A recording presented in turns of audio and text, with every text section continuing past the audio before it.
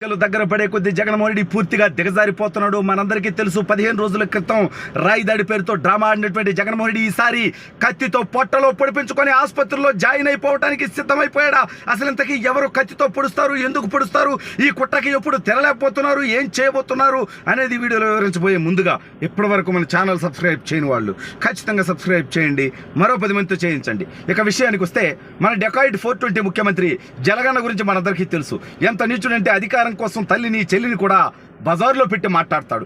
ఏకంగా చెల్లి కట్టుకున్న చీర గురించి మాట్లాడిన నీచపు ముఖ్యమంత్రి భారతదేశ చరిత్రలో ఏకైక వ్యక్తి ఆ యొక్క జగన్మోహన్ రెడ్డి అనేటువంటి దుర్మార్గుడు. అయితే ఈ నీచుడు గత ఎన్నికల ముందు కోడికత్తి డ్రామా చేశాడు, చిన్న డ్రామా. ఆ తర్వాత మన రాయిదాడి చేస్తే ట్రోల్ అయిపోయాడు బఫూన్ గాడు. చివరికి సినిమా ఇండస్ట్రీ వాళ్ళ దగ్గర నుంచి జబర్దస్త్ కమెడియన్స్ దాకా రాష్ట్రంలో ఉన్నటువంటి మేమర్స్ దాకా కూడా వాళ్ళందరూ కూడా చిన్న ప్లాస్టర్ వేసుకొని మింగియేడా, ఒరే జలగా, ఒరే ఏంద్ర ఇదా, ఇది డ్రామా రా అని. సరే ఇదంతా జరుగుతూ ఉండగా సునీతా రెడ్డి గారు ఒక సంచలనం చేశారు. జలగనా, నేను ఒక డాక్టర్ని, ఓ డాక్టర్గా నీ చెల్లిగా కాకపోయినా ఓ డాక్టర్గా చెప్తాడా, అన్ని రోజులు ప్లాస్టర్ కనుక వేసుకొని తిరిగితే బొక్కబడిద్ర స్వామి, సెప్టిక్ అయితే పెద్ద ఇబ్బంది అవుతుంది ఆయన, ఎవరు సీరియస్ అయిద్దని చెప్పడం జరిగింది. సునీతా రెడ్డి గారు చెప్పారో లేదో నెక్స్ట్ డే కల్లా ప్లాస్టర్ తీశాడు. కానీ నాకు ఎలా ఉందో ఆ 420 గడికి కూడా అలాగే ఉంది. నాకంటే గాయం తగలేదు కాబట్టి ఇలా ఉంది, మరి గాయం తగిలిందిగా, మచ్చన్న ఉండాలిగా, పైగా 3 కుట్లు ఎంట్రీ, ఎట్లా పోద్యా, ఏమిరా జనాలను బఫూలను చేయటమా? మీకు అర్థం కదా, వాడికి గాయం ఏం జరగల. సినిమాల్లో పుష్పాలు అర్జున్ కూడా కొంచెం గాయం జరిగి పెట్టుకుంటాడు, అదంతా సెట్టింగ్ అనమాట. వీడు కూడా సెట్టింగ్ పెట్టుకున్నాడు. మరి సెట్టింగ్ అయితే మరి ఏంది కథ అని మీరు అనొచ్చు. నేనేమంటా అంటే ఈ దౌర్భాగ్యమైనటువంటి వ్యక్తి ఆలోచనలు ఎలా ఉంటాయంటే, రాబోయే రోజుల్లో ఇదంతా ట్రోల్ అయిపోయింది కాబట్టి ఈసారి అవసరమైతే ఉడుతున్నా వాడే డబ్బులు ఇచ్చి పెద్ద ఇబ్బంది లేకుండా ఏదో సినిమాలో పొడిపించుకుంటారు. పైన ఎక్కడ బాడీలో పార్ట్లు సీరియస్గా ఎక్కడ తగలకూడదు, ఇదిగో ఇక్కడ పొడిస్తే పెద్దగా ఏం కావదు, ఇక్కడ పొడువు అని చెప్పి పొడిపించుకొని ఆ తర్వాత ఆసుపత్రిలో జాయిన్ అయ్యి అమ్మో అయ్యో చంద్రబాబు కుట్ర అని చెప్పి డ్రామాలు చేసి బయటకు వచ్చి సానుభూతి పొందేటువంటి నీచమైనటువంటి ఆలోచనలో జగన్మోహన్ రెడ్డి అనేటువంటి వ్యక్తి చేయడానికి సిద్ధపడతాడు. అయితే 15 రోజులు ఏడేసుకున్నాడు కదా, నిజంగా సునీతా రెడ్డి గారు చెప్పినట్టు ఎఫెక్ట్ అవ్వాలి కదా అంటే, ఒకటంటే ఆ దౌర్భాగ్యుడు ఇంట్లో ఉన్నప్పుడు వేసుకోడు, బస్సులో ఉన్నప్పుడు వేసుకోడు, ప్రజల్లోకి వచ్చేటప్పుడు మాత్రం సింపతి కార్డు కోసం బయటకు వచ్చే ముందు జస్ట్ బయట జనం కనపడతారు, మీడియా కనపడుతుంది, ఫోటోలు వీడియోలు వస్తాయనుకుంటే ఆడ మాత్రం ఇట్టా స్టిక్కర్ వేసుకొని వచ్చాడు తప్పితే అతనికి ఏ దెబ్బ తగల్లా బొగ్గాడికి.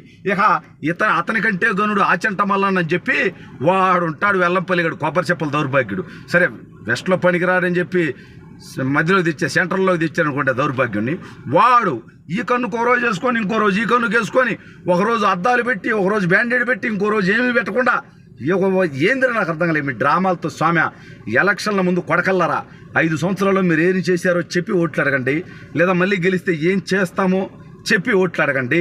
ప్రజలకు అందించినటువంటి సంక్షేమం మీద, రాష్ట్రంలో చేసినటువంటి అభివృద్ధి మీద, మీరు ఇచ్చినటువంటి హామీలు నిలబెట్టుకోవడం మీద ప్రజల్లో చర్చ జరిగేలా చేసి ఓట్లు అడగాలి. కానీ నాకు కత్తితో పడిచారు, మా బాబాయిని వేసేసారు, వాళ్ళ బాబాయిని వాళ్లే కదా వేసుకునింది నిత్యంగా. జగన్మోహన్ రెడ్డి అవసరం అయితే రాబోయే రోజుల్లో 2 బాంబులు నాటు బాంబులు కూడా వేయించుకుంటాడు. తనకేం కాకుండా తన చుట్టూ ఎవరైనా ఒక 2-3 సత్యలాగా, అవసరమైతే 1-2 ఎమ్మెల్యే క్యాండిడేట్లు, ఎంపీ క్యాండిడేట్లు సత్యలాగా, లేదా కీలకమైనటువంటి వ్యక్తులు సత్యలాగా వ్యవహారం చేసి ఓయమ్మా చంద్రబాబు నాయుడు చంపేయాలని బాబులు ఇచ్చాడు, ఓయమ్మా చంద్రబాబు నాయుడు పోటీ పడవాలని కత్తి పంపించాడు అని ఎంత నీచానికన్నా జగన్మోహన్ రెడ్డి దిగజారుతాడు.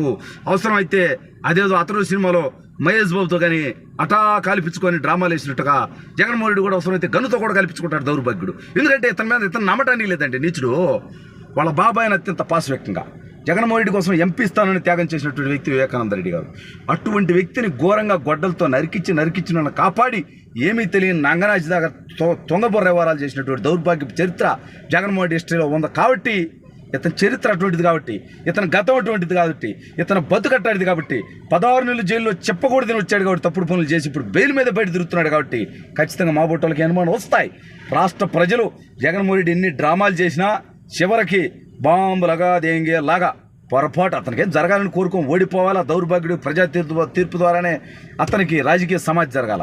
బట్ అతనికి నిజంగా సీరియస్గా ఏదైనా జరిగినా కూడా ప్రజలు ఇప్పుడు నమ్మటానికి సిద్ధంగా లేరు. ఎలక్షన్ల కోసం సెంటిమెంట్ డ్రామా అయింది దౌర్భాగ్యుడా. 5 సంవత్సరాలు ముఖ్యమంత్రిగా ఉంటివి, ఇచ్చిన హామీలు 99% పూర్తి చేసినవి, ఇంకా సెంటిమెంట్ ఎందుకు బొచ్చు? ప్రజలు నీ వైపు ఉంటే నీకెందుకు సెంటిమెంటు? నువ్వు కేవలం పోలీసులను అడ్డం పెట్టుకొని, ప్రభుత్వ అధికారులను అడ్డం పెట్టుకొని, నీ బానిసలను అడ్డం పెట్టుకొని, నీ కుల జాగిలను అడ్డం పెట్టుకొని, నీ మత పిచ్చగాలను అడ్డం పెట్టుకొని ఎన్నికల్లో గెలవాలనేటువంటి కుట్రపూరితమైనటువంటి ఆలోచన తప్ప నీ బతుక్కి ఫెయిర్గా రాజకీయం చేసినటువంటి బతుకు ఎప్పుడు జగన్మోహన్ రెడ్డి నువ్వు ఇచ్చిన మాటలు నిలబెట్టుకుంటా, నువ్వు మాట తెప్పవా, నువ్వు మడం తెప్పవా, నువ్వు విలువలు ఉండేటువంటివా, నువ్వు విశ్వసనీయత ఉండేటువంటివా, ఏ విషయంలో ఒకసారి డిబేట్కి రాను, నువ్వు కాకపోతే నీ పార్టీ నుంచి బొబ్బునిగా నన్ను పంపించు, నువ్వు ఇచ్చిన ఆమె ఏ ఆమె నిలబెట్టుకున్నావు కాసేపు కూర్చొని డీటెయిల్గా డిస్కస్ చేద్దాం. సిగ్గులేనటువంటి బతుకు. అందుకని రాబోయే రోజులు అవసరమైతే జగన్మోహన్ రెడ్డి ఖచ్చితంగా కత్తితో పొడిపించుకుంటాడో, బాంబులు అగాధంగా బాంబు వేయించుకుంటాడో, గన్నుతో కల్పించుకుంటాడో, ఏ డ్రామా చేయడానికైనా దిగజారుతాడు జగన్మోహన్ రెడ్డి గెలుపు కోసం.